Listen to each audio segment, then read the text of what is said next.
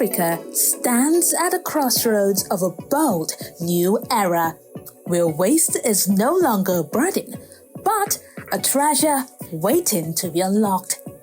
At the forefront of this transformation is Sheofumi Ogumbure, the visionary CEO of Circularity Africa, an emerging leader turning waste into wealth across the continent. With Circularity Africa, Sheofumi is tackling environmental challenges with innovation, resource efficiency, and community empowerment. From reducing plastic pollution to creating new economic opportunities, Sheofumi's leadership is driving the movement toward a regenerative, resilient Africa.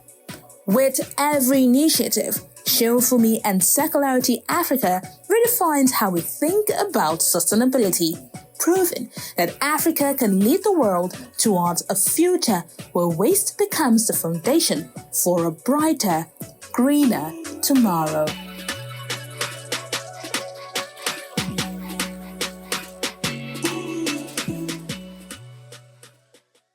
Hi, my name is Sheofumi Daniel Ogumbure. I am co-founder and CEO at Circularity Africa Limited.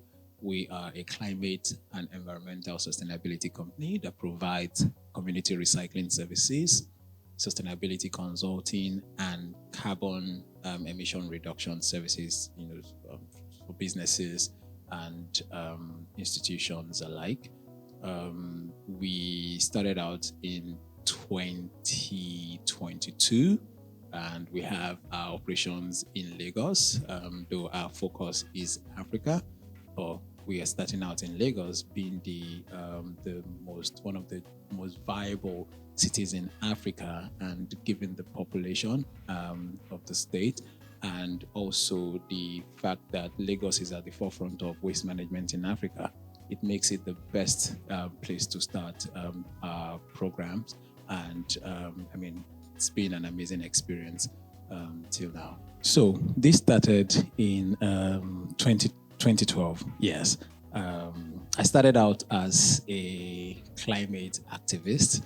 I remember back in the days where we were in my local communities then, it was all, heaps of refuse were Disneylands for us, right? That was where we were, playing, and that was where we had the best of fun, and that was where we were dreaming. Some of us wanted to be, we wanted to, some that want to be lawyers, some that want to be doctors, some, whatever it is, right? The different visions and dreams. We all had it. I won't tell you what I wanted to be, but I'm still on that journey. So, I lived in a community where heaps of refuse was just like, that was one of the landmarks. When you're coming into our community, you see that. And it's also known as Maracana. Not Maracana, Adidas, right? That's where the likes of, I've heard, I don't know, I haven't seen them myself, but I heard that a lot of Nigerian superstars, like the footballers, where they played in that, because we have a playground there. Ndidi and the likes, grew up in that area as well. Because of what we were doing, we just stumbled on the fact that some things were not right, especially the environment. Things were not going on well. We see PSP operators, because that was when it was during that period that PSP operations, because it started with Fashola's regime at the time. So PSP operations started, but they were not coming to our community, and they were not coming because of, for some political reasons. This is not the set for it.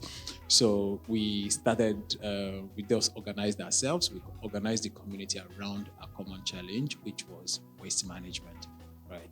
And from there, we started, and then we engaged the authorities. After 45 years of neglect, right? So apparently, the waste that we saw, the heaps of refuse, didn't just start when we were born. They've been there before, we were born, and so we took it up, and then luckily for us, the government responded. And that was how we got PSP operations into our community for the first time in 45 years. And that opened up the community, to different developmental impact, including a school, that has been in existence since Jakonde era. So that was the first time we had a modern school in the community through our efforts. And so since that time, here we are, right? So Circularity Africa was incorporated in 2022 because we felt that was where we've had the most impact by data. That was the entry point to a lot of the communities that we've had, and looking at the fact that waste management is a major challenge in Lagos and also in Nigeria. There's no better way to address this issue than creating an entity that is solely focused on waste management and environmental pollution as well. So here we are. So Lagos generates about 15,000 metric tons of waste every day, right? Nigeria, you can imagine how much you generate, right? So much more. And it is also reported that Nigeria generates about 32,000 metric tons of waste, 32 million metric tons of waste, and about 9 to 10 million metric tons plastics, right? So, but collection has been a major issue. Waste management has been a major issue in Lagos and in Nigeria. Lagos is even trying, right? But Nigeria, it's a no-go area. It's completely.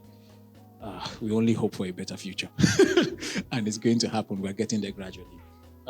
This is one of the. I'm sure this looks very familiar. This is from your water. This is your water bottle, and in the same category are your PET bottles used in your minerals, right? Coca-Cola, Fanta, and the likes. And this is also the same. they're the same. It's the same water bottle, but the smaller size. And this becomes this, right? When we collect this from households and restaurants and offices and bars, and when we aggregate them, through our community services, we have something called community collection clusters. So that's how we collect our waste, right? One community at a time. So when we collect them, we aggregate and then we sort. We sort by removing the caps, rings. So when we remove them, we sort by color. So when you look at it, this is blue and this is white. This is red. So we sort them by color. Some of them are green. Some of your, like 7-Up is green. So though they have a new, they have another bottle. So they're innovating so that it's easier to recycle. And this then is then processed into this, and then so it's then processed into this. These are called flakes. So they are shredded. So they're shredded into smaller sizes, so that it's through this process that we can then take them through a process called extrusion, right? Through the extrusion process, we can either decide to pelletize or create something like this. So this is your natural bricks, interlocking blocks, but we have, instead of using normal cement and sand and all of these other components, plastics, is being made into this, right? So we take it through that same process, right? And then we mix sand. We mix some sand and some other materials with it, including what's it called now? Some bit of not so much of cement. We don't use cement with this, right? But we just add a bit of sand to it, and then plastics makes the most important components of it, and this is it. And though our operations haven't gotten to this level yet, But this is what the potential is, right? It can be turned into this. It can be turned into jerseys. Nike uses 7 bottles of PET bottles to make a jersey. There are sneakers. The Super Eagles captain, maybe hopefully he's still the captain now. Mr. Trust Ekong made. He wore the boots he wore at the Nations Cup were made out of plastics, right? So there's so many innovations, coming up to ensure that we are able to reduce the volume of plastic waste that's been generated in our environment and society. Thank you. Welcome back. I will be talking to Sheon Fumi. Sheon Fumi runs a company called Circularity Africa. And Circularity Africa is about recycling, but then allowing you to tell us more about it. Hi, Sheon. Yes. How are you? Well, I'm going to help it. Circularity Africa. Right. Tiny business. Yeah. That's how we ask in the local class. Business has been good. Not without its challenges. At times where you have, you know how they say it in the law and the practice, right? So you have a projection, you have a plan, and by the time you get to the field, Everything's off the road. it's an entirely different story. So what that calls for is, it's a test of your grit and your determination to want to succeed in business, and also it calls to question your network as well. How much are you able to leverage to be able to meet up with your business goals and your targets, knowing that first of all what you had come to the market with has been completely flawed, and you're more or less almost starting from ground zero. That's it. Right. So it's that kind of. Tell me about the sector in Nigeria in terms of the number. How many is the sector? Oh, wow. The Nigerian recycling industry is valued at over $14 billion. $14 billion. $40 billion. I'm not mistaken, yeah. $40 billion. And in the Lagos market alone is valued at more than $2 billion. That's it. Right. Okay. Yeah. So That's an interesting number. And it's less than 5% saturated. That's it. It's still Just largely underserved. Yes, largely underserved. So let's talk about Circularity Africa. Right. In terms of working capital, what is that like, or working capital required in the business? So working capital is definitely required because apart from setting up your aggregation hub, where the materials are being brought to for sorting and baling, right, before you ship them out. We also have a strategy where the system will build community collection clusters, so that aggregation centers are much more closer to the households, right?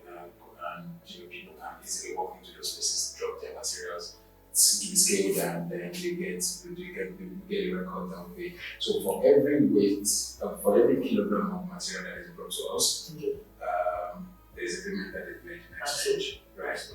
So we have some programs where there is health insurance, there's the Feed the Child program, for example. So instead of giving cash in some cases, some people prefer to leave their materials and the volume with us. So instead of collecting the cash, they will rather pick up a health insurance policy. That's it. Right, with a partner, and they get, while others prefer their cash. It's cash and carry. So in terms of the turnaround time for your cash and your working capital, Obviously, you invest into your product, which are Right. some of these Yeah. categories: pet bottles, Yeah. aluminium can, Yeah. and what are these? Yeah, these are pure water sachet, and this is a shrink. A shrink. Okay, so I mean, obviously, you invest in this is actually the product. So, what is the turnaround time before the Yeah, it depends on buyer the pay? Yeah. So in terms for buyers to pay, it's usually between 24 to 48 hours. Okay. Right. But where the work is in the aggregation of I see. the volume that is required. I see. So if I'm correct, your working capital is not tied down into receivable, No. if you understand me. No. So you were able to return your Yeah. money, right? Yes. To keep them back. Mm. Okay, specifically in terms of managing money and all of that, is there any specific problem or challenges that you're facing that we can address here when it comes to the money side of this business? Oh, I mean, so one of the first things we discovered when we started was there were some items that were not coming in as much as others, Okay. but they were taking money down, Okay. right? So, for example, to get a kilogram of this, you need about 66 pieces Of this. of this to get a kg, Okay. right? And what is the average weight supply? The average weight that is Yeah. supplied to us. That you supply to your buyer? Oh, that was applied. So for Minimum. for it to make any sense at all, it has to be about 2 tons. How many kg? Forgive me. How That's many kg? that's 2,000 kg. Okay, it's 2,000. Yes. So 1,000 kg is It's 1 ton, yeah. So that means you need 6 pieces to get 1 kg. Yeah. That means you need 66,000 to Yeah. get a kg. To get the ton. A ton. Yeah. So sometimes you could sell 500 kg because it's also good money, right? If you're able to pull that off. So, but it takes a while to get this. So most of the time, if I get you correctly, it might take you days for you to put out the materials. Right? Whether- If you're waiting for all the materials to So- be created, Yeah. yes, it's going to take a while, a long time. The other challenge is we also have to look at the demography, Okay. right, and their purchasing power as well. Some communities, let's compare it, some parts on the mainland and some on the island. Mhm. Majority of the people on the island majority of the people on the island, this is what they drink. Okay. Right? You most likely will find more of this on the island than this. Okay. Right? Because when you get into the average household, you will not find a water sachet. You might Yeah, you might find for the this, shop. but yeah, I mean, of course, you might find it. People but do not- different things with this. Yeah. You might not necessarily drink this, Okay. but they might do some other house jobs with these. Some Yeah. other domestic water usage, you might use this. So, Right. yeah. I mean, so what I see now is that sometimes you may have to, because you don't have enough, you can't really sell, right? Yeah, we can't sell more. Which one do you have extra? So if this depending on the volume that is. Which one are you able to readily get? So now, currently we've sold these 2 more, these 3 items more, because we also have supply chains where we get this in larger volumes, so I'm not depending on the channels we have created ourselves. So we work with urban miners who go about So- getting this in large volumes, and then we buy off them. I see. So what is the specific money problem? It could be on the operation side of things, it could be, by the way, you pay yourself salary? Of course. Okay, good. Sometimes I'm seeing many entrepreneurs on this same seat that not paying themselves salary, they just take Oh, so what we was okay. Now to answer that question appropriately, it is structured to pay us. To pay us salaries. But at the nascent stage, you can't take salaries or the desired salary off. Oh, well, it's in 2 parts. taking the desired salary is one thing, taking the salary at all is another thing, because also you understand that as a founder, you're working in the business, you spend all of your time, your expertise, all of your money. So the idea is that how do you make ends meet? Obviously, something also has to kind of like for your personal upkeep. So and that's the essence of taking salary as even as a founder, as CEO, like every other person. Because in that you're able to properly manage the company finances, not just take money anyhow. So So what we've done to address that is to we understand that yes, we can take, like if we go into the labor market, there's the value, right, that we know we provide, and there's also the commensurate amount of money we're sure that we'll be able to earn, right, in our earning capacity. So because we know your business can pay us that now, right? So there's a minimum that we have set. Exactly. So we call that allowance, not so we call that monthly allowance. I mean, it's salary. Not salary. So you know why? Right. Because also when a taxman comes to you, because they'll ask for your pay. Of course, they will look through your books to see how you're paying salary. To see the salary, obviously they expect you to deduct payees and pay your payee on time and they just show get your tax bill. So of course also that's why it's also very important to be able to sometimes labeling that transaction properly in your books to be able to ascertain your money. Yeah, sure. So I mean that doesn't stop us from paying taxes. It's just I think it's that mindset. So if I may ask, what does the future look like? I mean, what I wanted to ask you before is what is the turnover currently, and what is the growth opportunity? Okay, so currently the turnover is still is not as we have projected, right? Reason being that what was the projected turnover? Well, the projected turnover was about 4 tons per day. I mean, just give me a figure annually. Annually that would be about 40. I think that would be about 80. No, annually is 130 something, right? Per annum. 130 something what? Right. That million. Million naira. Naira, yes. Okay. So you have around 13 million naira. Right. So, what does the future look like because of the current realities? So because of current realities, we have to first of all look at the reasons for what the challenges we're facing. And one of it is that we haven't gotten our collection channels up and running yet. So we have to address that so that because it's a volume business, right? So the more volume you can get and the faster you can get the volume, the better, right? If you're able to do 2 tons every 3 days, for example, right? But at the end of the month, right, you'd have done about, if I'm not mistaken, let's even use the normal calculation, the 4 tons per day. At the end of the month, we've done about 96 tons. The future looks like 96 tons actually. What does that mean? Right.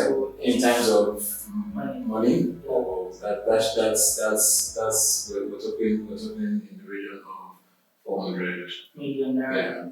Okay, so I mean it also like an indication of the picture of what these business could be. All things being equal, and I think for us here, it's all about also supporting that growth and of course also as much as possible empowering you with what is required to attain that growth. And of course we wish you all the best in that journey, and in the future. Right. And we also want to at some point be able to follow on the journey and see how you're reaching the future goal. Oh, definitely. 100 million. Yeah. I look forward to sharing with you. In Town. Yeah. Thank you so much. Thank you for having me. Any last thoughts? Last thoughts. No, at least two. Well, last thought would just be there is so much. There's this the opportunity for aligned impact is enormous, right? So every business is out there with aligned interest for the climate and environmental impact. That's an opportunity. There's an opportunity for us to work together to be able to meet, because some of the needs that we have as a business are infrastructural driven. So with them coming in as partners, which would be their own CSR, and that can also be part of their ESG, in impact, right? So they would help us meet those needs, and then that would also be a value to them as well. So with the partnerships, let's work. I'm glad they will reach out. I'm sure they will reach out. I look forward to that. Thank you so much. Thank you, bro.